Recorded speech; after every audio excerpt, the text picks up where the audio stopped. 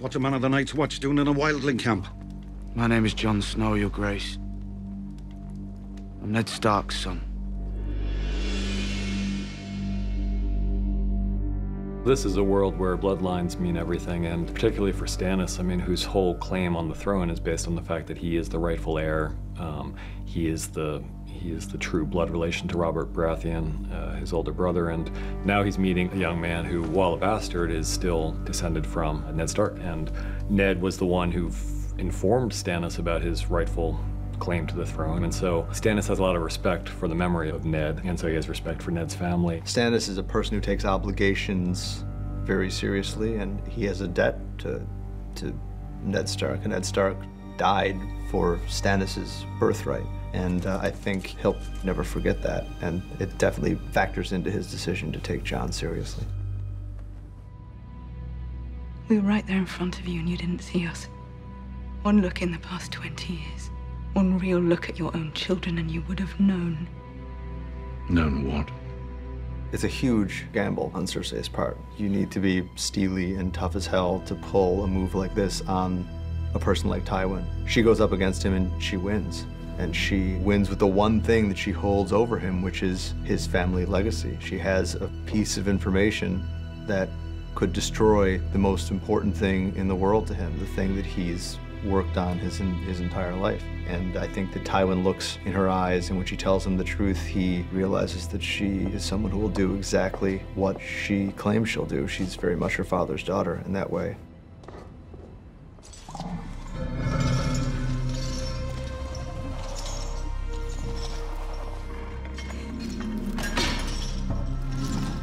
Ruling is about maintaining order and creating an environment for your people that is safe. And her dragons, which were such an asset in scaring the shit out of everybody and making people throw down their swords and run in the other direction, when she would come knocking as a conqueror, they're becoming a liability that she can't afford anymore. It's one thing to be killing people's goats, and you can pay off a goat herder for his goats. You can't pay off a goat herder for his children. So she realizes that she has to put the interests of her people ahead of her dragons, who are the only real children she's ever going to have.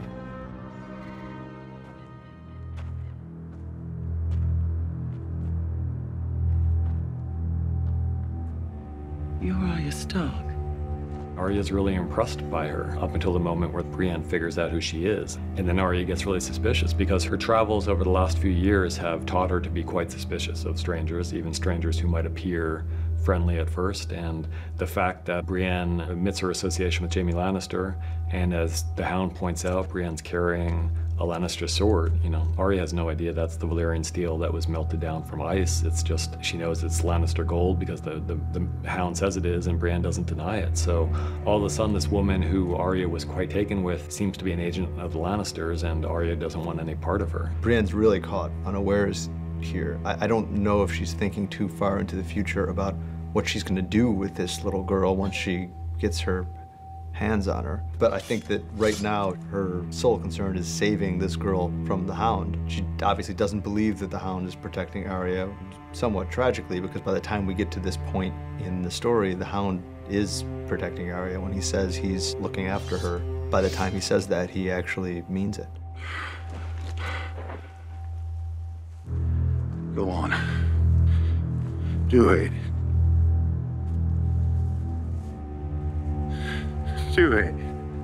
Arya is in some ways the product of this education where the Hound's, you know, telling her you're very soft and you've always been soft, and if you're gonna stay soft, you're not gonna survive. And look at all your soft, stark relatives who died for being soft-hearted or whatever. And Arya's not anymore. You know, she's become quite tough. And as much as there's been a growing, you know, closeness between her and the Hound at some points in the season, she's never forgotten what the Hound has done, and the Hound was on her list. And so the Hound now wants something very badly from her, and she's not going to give it to him, you know, and it's kind of a brutal moment because you kind of so want Arya to give him mercy, you know, just to be kind of sweet there, but that sweetness is gone if it was ever there. And partly the reason for that is because of the Hound himself, and she gets her revenge finally for, you know, the murder of her friend. Kill me!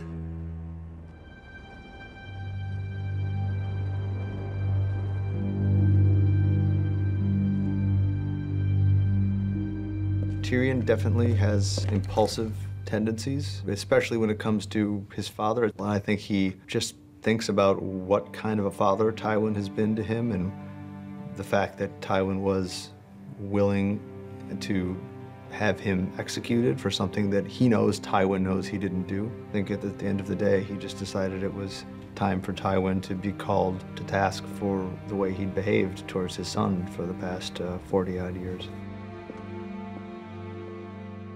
Tywin, my lion.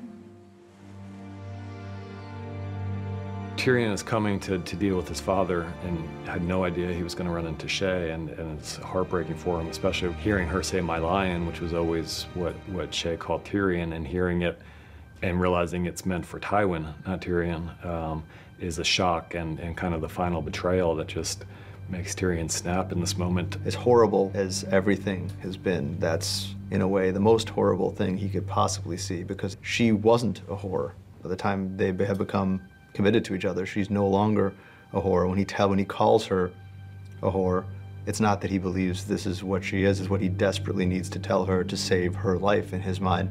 And ironically, he's ended up turning her into that very thing that she was running from. So the fact that she would betray him with his father in that way, I just think something breaks in him. It's kind of the tragedy of these two people who genuinely loved each other and who both felt betrayed by one another and end up trying to kill each other.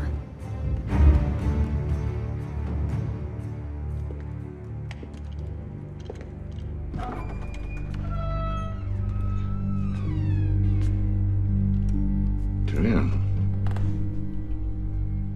Put down the crossbow. You know, one of the great things about Tywin, one of the reasons he is so good at what he does, is he's the master poker player, and part of that means never showing shock. And if you're gonna be the master of the situation, you can't admit that you are stunned by the turn of events. And so I think he's definitely surprised, but Tywin is Tywin, and he very quickly tries to manipulate the situation again and tell Tyrion, I was never going to let them execute you, you're my son. And I think he's quite convinced that he'll be able to talk his way out of this one. In this game that so many of the characters are playing, no one's played it better than Tywin. And he doesn't believe that this can be the end. It's not going to end like this. Tywin Lannister does not die sitting on the toilet, you know, murdered by his own son. And he's kind of shocked right up until the moment the first bolt hits him. And then even more shocked because he can't believe that this is how it's going to end. It's all of Tywin's shortcomings as a person and a father coming together in a perfect storm in this moment to fatal effect. This whole season's about learning hard lessons from your ruthless elders, and Tyrion learned that lesson. This is a man who's been trying to eliminate him really from the time he was born, and Tyrion gets his revenge.